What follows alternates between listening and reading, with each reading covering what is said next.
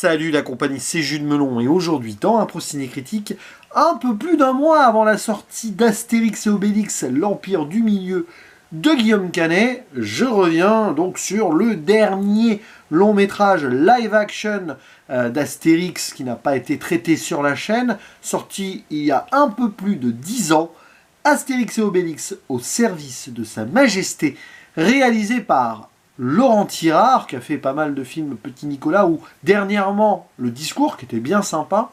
J'ai pas vu les Petits Nicolas de Laurent Tirard, donc je ne dirai rien dessus. Par contre, j'en profite pour vous conseiller le visionnage du film d'animation, Le Petit Nicolas, sorti cette année. Et au casting, c'est gratuit, hein, qui avons-nous donc pour jouer Astérix et Obélix? Bon, Obélix ça change pas, ça reste Gérard Depardieu. Tandis qu'Astérix, c'est le scribe Otis de Mission Cléopâtre, Édouard Baird qui s'y colle, on y reviendra. Mais autant prolonger le casting, parce que là encore c'est la fiesta au village, un peu comme dans le précédent et comme dans le prochain, ce qui n'est pas rassurant. Nous avons Vincent Lacoste qui joue Goudurix, le jeune Gaulois, qui après c'est mélangé sur Wikipédia entre justement les Gaulois, les Bretons, les Romains et tout, donc je vais forcément en oublier. Guillaume Gallienne qui joue Shirley Tarax, Valérie Lemercier, Catherine Deneuve, on y reviendra aussi. Et Fabrice Lucchini qui joue César, quoique là, à la rigueur, c'était pas un mauvais choix de casting du tout. Et Jean Rochefort aussi qui apparaît, j'avais complètement oublié qu'il était là. Tandis que les Vikings, les Normands, bon, il y a Bouli Lanners, mais surtout Danny Boone. Sans oublier Gérard Jugnot qui joue Barbe Rouge le pirate, là aussi j'avais complètement oublié qu'il était là. Et oui, j'ai oublié pas mal de gens là, je pense, dans le casting, mais peu importe, hein. Il y a trop de monde. Il y a trop de personnages aussi peut-être. Bon bref. Et donc ici, évidemment, c'est l'adaptation d'une de mes BD préférées d'Astérix, et même du film d'animation que j'aime beaucoup, donc Astérix chez les Bretons, mélangé avec Astérix chez les Normands, d'où les Vikings, enfin les Normands. Là aussi, il va falloir y revenir quand même. Et donc, grosso modo, on va suivre donc dans le petit village gaulois, Astérix et Obélix qui doivent s'occuper du jeune Goudurix, parce qu'il faut faire de lui un homme. Ok. Et en même temps, les Romains, César, qui vont essayer d'envahir non plus la Gaule, hein, qui est totalement envahie, lol, non, la Bretagne, enfin la Grande-Bretagne, et donc pour ce faire, ils vont essayer de les attaquer à 17h, parce que là, ils s'arrêtent tous de se battre, ils boivent de l'eau ils boivent de l'eau chaude. Voilà, oui, ça me ferait penser que j'ai oublié quelqu'un dans le casting, et un autre personnage sur lequel nous allons y revenir, mais bon, ça, c'est pas grave. Et donc, ils vont essayer de conquérir la Bretagne, et les Gaulois vont essayer d'aider.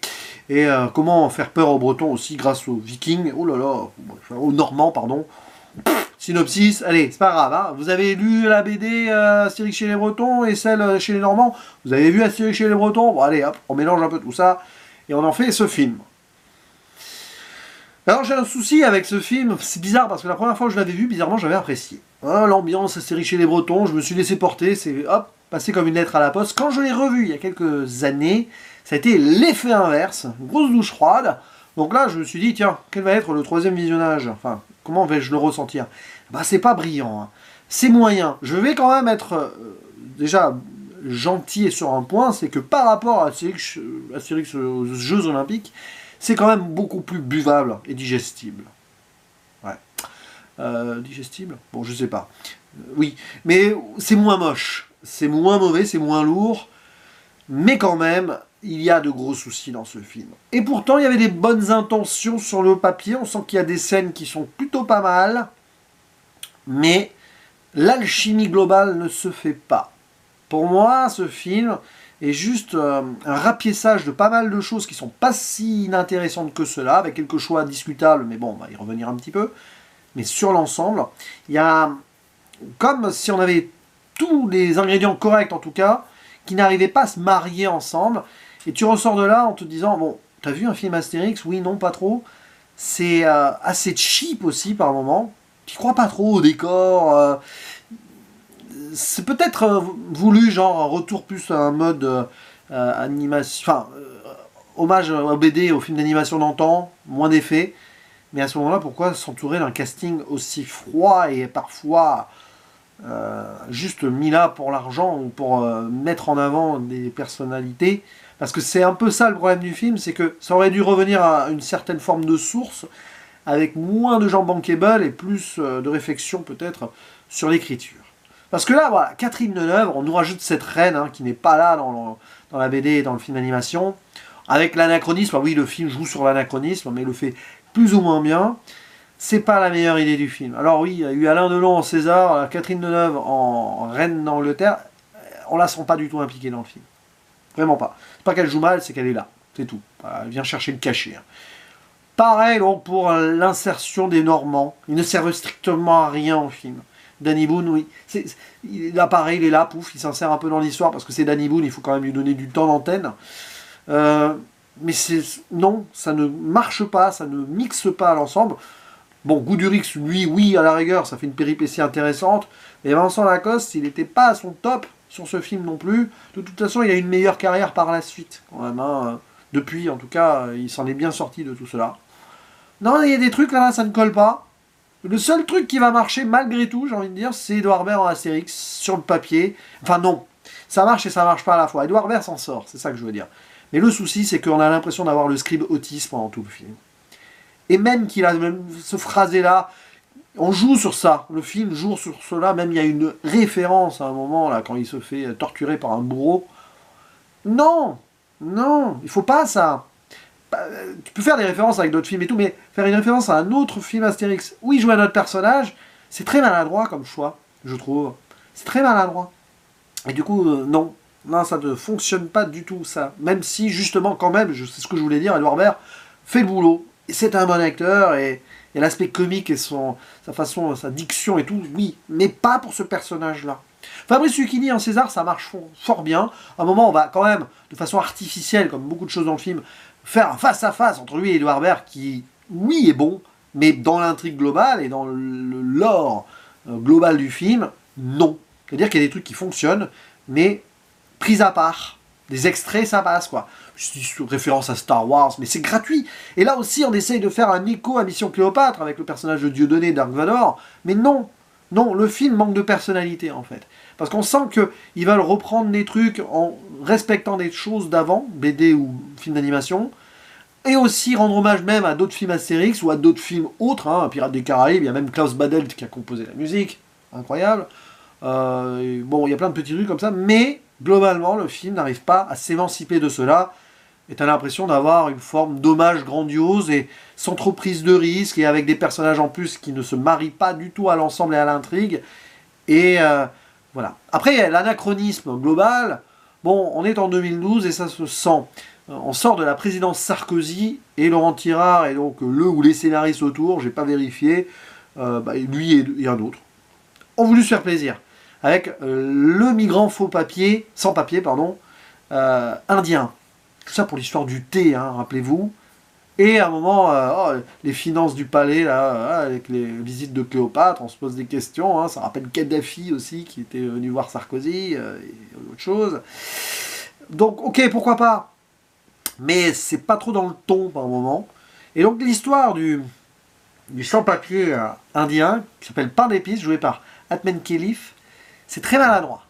Déjà l'accent, on dirait du Michel Leb low cost, en 2012, ça fait peur quand même, vraiment. Et c'est un petit peu... Hein, ouais, j'aime pas trop le message. Oh, je vais pas dire que c'est raciste, pas du tout, enfin, certains pourraient le dire. C'est pas moi qui vais le dire, mais c'est très maladroit. Et autre chose qui est maladroit, la tentative de jouer sur le couple Astérix-Obélix. Ok, alors, c'est marrant, faux semblant, hein, deux hommes ensemble, qui vivent ensemble. Et t'as l'impression que c'est tourné de façon à ce que ce soit un peu insultant pour eux. Non, c'est maladroit. C'est maladroit et ça marche pas, en fait, surtout. Oh, y a rien d'offensant, mais... Non, voilà, c'est... Bon, après, oui, il y a des histoires de love story potentielles, avec Astérix qui veut se maquer, et visiblement, dans celui de Guillaume Canet, il va y avoir ça. Obélix qui est tombé amoureux de Miss Mackintosh, Valérie Lemercier, qu'on apprécie parce que elle est bien dans ce rôle-là, mais voilà. Ouais. Donc grosso modo, on se retrouve quand même avec des trucs qui sont plutôt bien pris à part, mais qui ne se marient pas ensemble. Et c'est dommage. Et puis aussi ce questionnement, pourquoi prendre des acteurs français pour faire des accents anglais. Bon, vous voyez, c'est un film qui est très en retard sur son temps quand même, je trouve. Et du coup, il y a un côté kitsch, malaisant par moment. Et puis la BO, bon... Ouais, il y a des moments, il y a des musiques anglaises, ouais, mais il y a surtout des bébés brunes, c'est un groupe français, hein, français, qui va jouer donc notamment sur la fin, donc ce groupe britannique là. Pourquoi? Ça fait un petit peu genre, ah, voulu que ça soit français quand même, hein, c'est Astérix après tout. Mais du coup, là, on se retrouve quand même avec une situation, décalage qui, pour moi, n'est pas brillant. Voilà, voilà. Non, mais il n'y a rien de très marquant dans le film, et puis bon, je finirai là-dessus. Le problème, c'est que, comme moi, quand on aime la BD, mais surtout le film d'animation, je l'adore celui-ci, bah là, on voit que c'est quand même paresseux sur pas mal de points, et c'est beaucoup moins bien, quoi. Ça passe pas.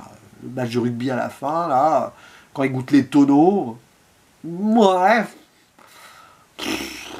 À la rigueur, t'es content de voir Michel Crémades, pardon, qui joue face de Rax, le bandit. Voici une tête de bandit. Oui. Il y a des trucs un peu marrants avec une tentative d'humour british avec Guillaume Gallienne, qui est un acteur que j'apprécie quand même. Enfin, ça dépend des films, mais globalement, il y a des films où je l'apprécie bien. Ouais, pourquoi pas, dans son rôle de Joli Thorax, c'est peut-être celui qui s'en sort le mieux et qui dénote le moins, en fait, avec Edouard Baird, mais Edouard Baird, il joue pas vraiment Astérix, donc c'est un peu le problème. Donc voilà, c'est mon avis sur Astérix et Obélix au service de Sa Majesté. J'ai probablement oublié des trucs, mais en même temps, hein, voilà. Non, non, non, c'est pas terrible. Et c'est dommage parce que je comprends pourquoi je l'ai aimé la première fois et je comprends ceux qui l'apprécient quand même. Hein. Mais à un moment, il y a des trucs, si ça se mélange pas bien à mes yeux, que ça finit par trop ressortir. Non.